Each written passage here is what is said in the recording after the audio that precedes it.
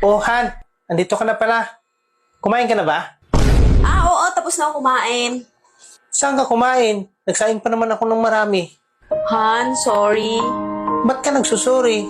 Nanlalaki ako. Natukso kasi ako. Andyan na naman tayo sa joke mo na yan. Bakit? Paano ka ba natukso?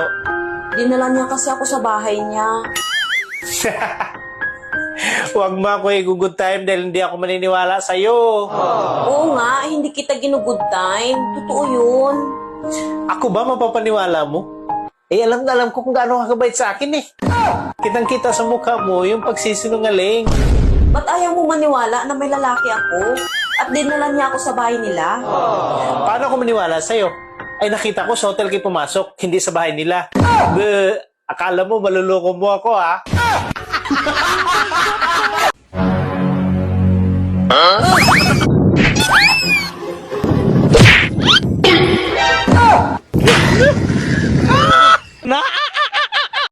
Mas masarap kainin yung tahong na bata pa. Kasi bukod sa sariwa, hindi pa gaano nakabuka. Hindi tulad ng tahong na matanda na. Bukod sa hindi na sariwa, busalsal pa.